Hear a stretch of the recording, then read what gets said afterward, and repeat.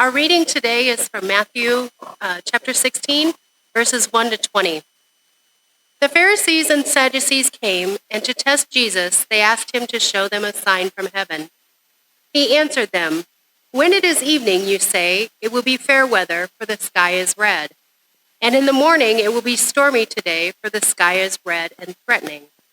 You know how to interpret the appearance of the sky, but you cannot interpret the sign of the times.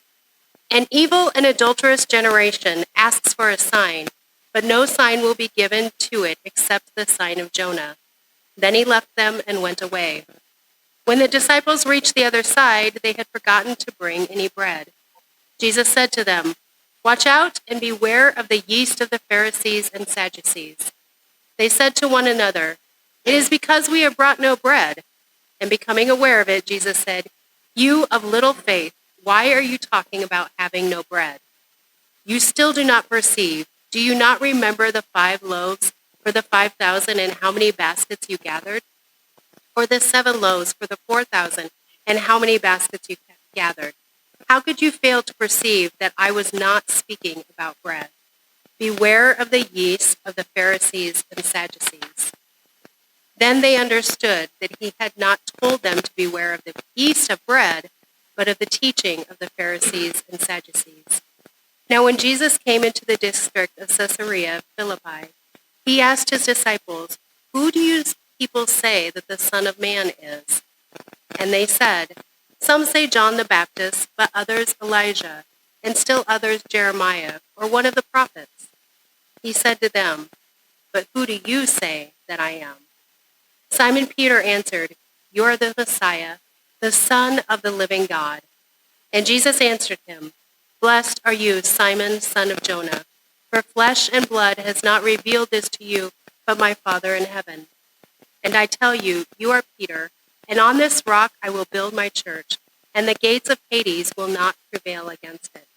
I will give you the keys of the kingdom of heaven, and whatever you bind on earth will be bound in heaven, and whatever you loose on earth will be loosed in heaven." Then he sternly ordered the disciples not to tell anyone that he was the Messiah.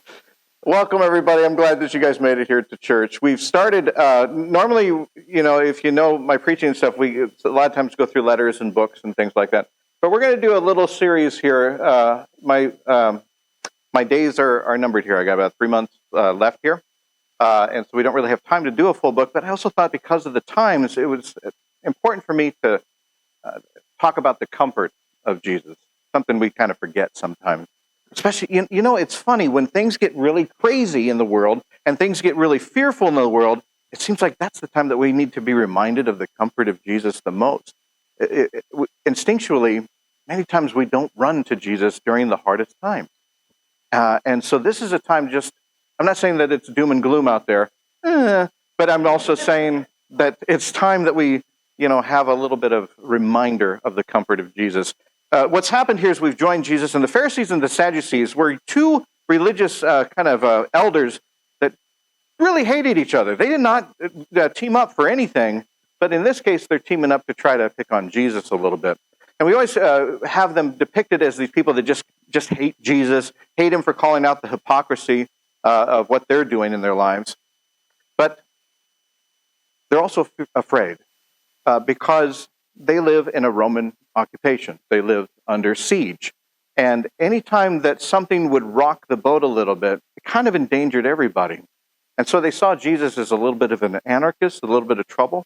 And so somebody that was kind of challenging the system, they kind of wanted to step him and put him in this place so that they would be protected. So there's some things about the Pharisees and the Sadducees that I disagree with completely, but there's other times when I can think about who they are and I can think, I might have thought the same way. I might have been afraid too. There's a lot of things that I'm afraid of today, and I don't want to rock the boat too much there either. And so maybe that's kind of how I can relate to even the bad guys in this a little bit. But they're challenging him. They're saying, hey, if you are, who you say you are, show us a sign. Show us a sign of the times. Show us a sign here today, now, that proves who you say you are.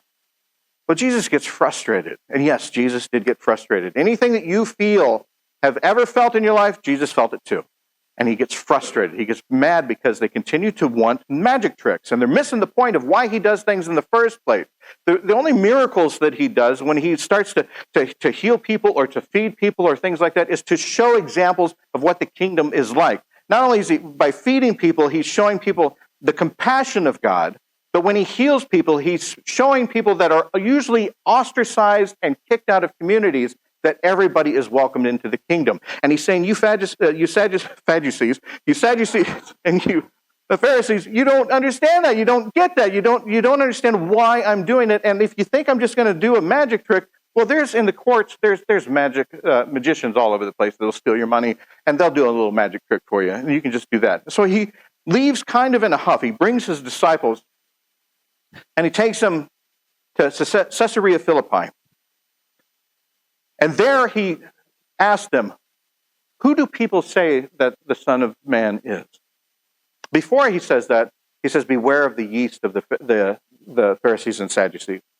That is kind of an old saying that they would use. They confuse the disciples. This proves the level of discipleship, because we always see disciples, painted, on this, they're just these wise people, But let's please remember, they were like us. They were like me. I'm an idiot sometimes. I'm a real idiot. And sometimes some people will say stuff and it'll just go, foot, and I don't get it. And that's what Jesus said. He said, beware of the yeast of the I don't know why I'm saying Sadducees.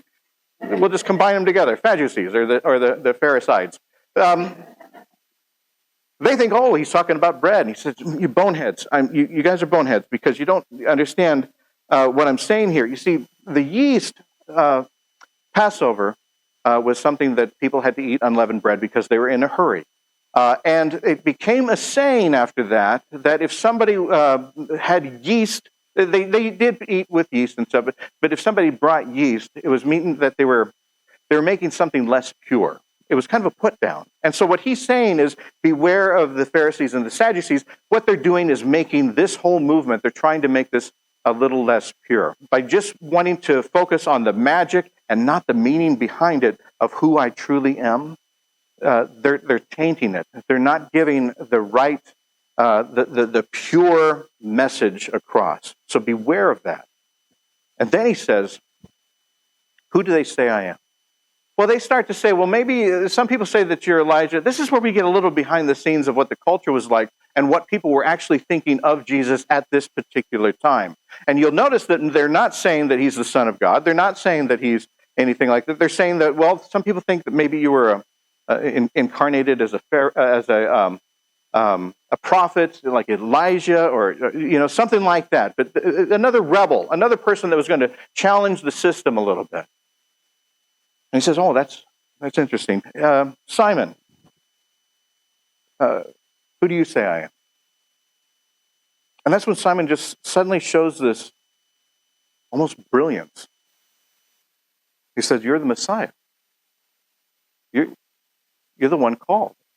You're the one that all the prophets and everything that we've mentioned here, you're the one that has been called. You're the one that is the chosen one. You are the one. You are the Son of God. And Jesus is pleasantly surprised. And he says, Simon, from now on, your name is Peter. Now, Peter, Petros in Greek, Cephas in Arabic, just means rock. But it's more of, he's not saying you're a bonehead, you're a rockhead. It's more like he's saying, you know what, from now on, I'm just going to call you Rocky. Endearing. Because he says, and on this rock, I'm gonna build my church. So that's the scenario that we play out. Now I want to go back and just kind of walk us through what's happening there just a little bit. Starting with where Jesus takes people after he has addressed the Pharisees and the Sadducees. He takes them here, Caesarea Philippi. Now this is what it looks like now. But this was a mecca of where people would go to worship pagan gods. Their favorite that they would worship here is Pan. Pan, you might see depictions of Pan. He's got the body of a man, and then like the trousers of a goat kind of thing. He's always playing a flute. Well, Pan was known as the traveler's kind of god. He was known as fertility, everything. Every god back then was known for fertility. But he was also known for protecting people against travelers. He was known for harvest, things like that. But he was also known for frightening people to death. Pan is where we get the word panic. And that's what he did. By his yells, some people say that the word panic actually comes from when his mother gave birth and said, "Oh, that's what I've given birth to? Wow!"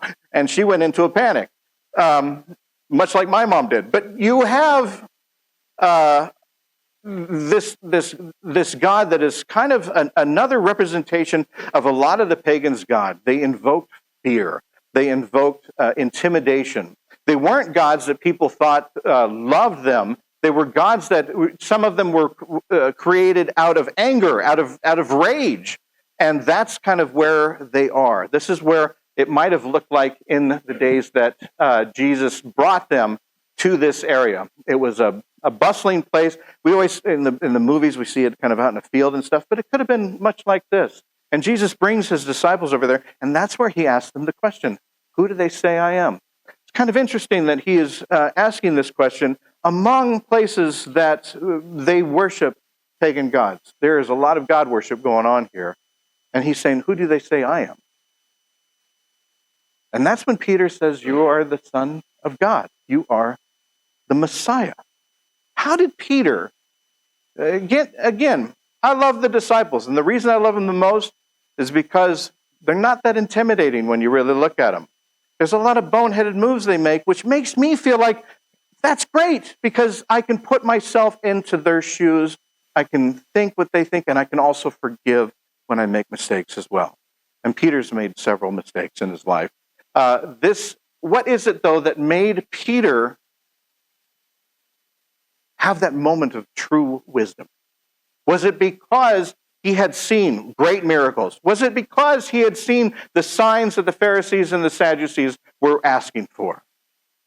Or could it have been something even simpler than that? Peter was not a complex person. A little history of Peter. He grew up in this place called Bethsaida. If you're in Europe, they call it Bethsaida. What do you say, Brian? Retired pastor. Bethsaida, tomato. He probably grew up. He grew up in a Jewish family, probably quite devout Jewish, but the population was primarily Greek and pagan. So he would have known, growing up from the very start, of what it was like to be a minority. Now remember, throughout history, pagans, Judeans, they didn't get along. So they would not have been treated necessarily with a lot of respect where they were. And they were probably fishers. They would, as most of the time, those were family businesses, and they were raised up. Primarily, if you go there right now, if you go to this area, the primary thing that a lot of people catch out there is catfish. Now, catfish is something that not only did he feel like he was a minority growing up, but the very thing that he may have caught for the family's income, they couldn't eat. Remember, he's a devout Jew. Jewish people do not eat things without scales and that forage. Catfish do that. They couldn't eat them. So they were spending their livelihood, quite possibly, supplying things for the pagans that probably didn't treat them very well at all. Imagine growing up like that. Some of us, we know what it's like to be a minority. Some of us, we know what it's like to be ostracized or not respected or even hated in our communities. It's a good chance that maybe he grew up a little bit similar. By the time that Jesus meets him, he is in Capernaum. Possibly because it was a small community, but it was a thriving trade community for the business. And it's quite possible that he probably moved there for that. They were probably had a team of fishers. He probably had brothers, maybe sisters that worked in the thing. At this time, he had a wife, we know, because Jesus heals a mother-in-law. And who's going to have a mother-in-law without a wife? I don't know. But it's quite possible, too. It would have been odd if he did not have children. And so there's a good chance that he was just a regular guy with a family, had his business, probably made a pretty decent living. But what was Peter like? if you look at some of the behaviors that he had, he was so quick to say, I'll defend you at everything. He was so quick, black and white thinking. He was compassionate, but he also had, if you were a psychologist and you looked at the behavior pattern of Peter, you would say, this guy's probably got a little bit of anger inside of him, maybe a little bit of rage. And maybe that rage came back from the childhood of feeling a little bit ostracized, feeling a little bit different. Maybe he had frustrations of all the pagans that were around him being a devout Judean. Maybe he grew up with that. Remember, when Jesus was taken away, he was the only one to show violence by taking a sword and cutting off a guy's ear. And technically, they say that they probably did not cut his ear completely off. It was something that he probably nicked it to send a message, maybe. But that's neither here, neither here nor there. Oh, don't laugh at that. That's really bad. But Peter obviously had something in him that probably was not full of joy all the time. And growing up where he grew up and being a fisher where he probably had to think with his wits, he probably had to work with his hands, and he might have used that anger in situations too, maybe not making the right decisions. Peter's kind of known for not making the right decisions. So he's not known for making the right decisions after meeting Jesus. Imagine what he was like before meeting Jesus. I don't know about you, but if Jesus is here, I'm trying my best to do my best. So if I screw up, those are little accidents. But when Jesus leaves the room, I'm doing this stuff. And that's what Peter probably did. So much so that when he first meets Jesus in Capernaum, Jesus performs this thing where they catch a whole bunch of fish. Everybody else is in awe of this, including Peter. But Peter's more afraid than anything. Jesus approaches him, and the first thing that Peter does is say, get away from me. Get away from me. I'm a sinner. I am a sinful, sinful man. See, Peter from the start has heard about Jesus and knows him, but sees what has happened here and knows that this guy, maybe he's a prophet, maybe he's a great teacher, but he is authority when it comes to God. And that's something that Peter just wants to run away from. Because he is so afraid of who he is that he doesn't want Peter around. That he doesn't think that he'll want Peter around. Maybe he was a person that took a lot of left turns when he should have turned right. Maybe he's a person that maybe as a child, maybe as an adult, got into fights. Maybe he was angry. Maybe he had some rage problems. We don't know. But we do know that he was a person that made a lot of difficult decisions and a lot of poor decisions. So we can only imagine if you look at this and see that Christ is standing before you and your first thing is, get away from me. He's got something in him that either he's not proud of or when he looks in the mirror, he just doesn't like. And that's when Jesus looks at him. The movies, it cuts right to the thing where Jesus just comes in and says, follow me, I'll make you fishers of people, But there's something he says before that I think probably had a bigger impact on Peter's life than anything. Peter says, get away from me. I am a sinful, sinful man. And Jesus just looks at him and says, don't be afraid. Don't be afraid. In a time when you are the fearful, in a time that you fear the most, the time that you fear who you are, to have a God stand before you and just reassure you not to be afraid. That may have had such an impact on Peter's life more than anything, because something happened right then and there where Peter followed him. Peter decided to go with him. Imagine if we did that to each other just a little bit more. If we said, I like you for who you are. God likes you for who you are. God likes exactly who you are. And God not only says, don't be afraid, but he says, you know what? I'm going to use you to invite more people just as you are. Peter probably lived his entire life thinking that he was the scum of the earth. And here is the Son of God standing before him and saying, it's going to be okay. Not only is it going to be okay, Come with me. You have value. Wow. Could that have been what Peter was thinking on the day that Jesus said, "Who do they say I am?" It's not about the magic tricks. It's not about the big miracles.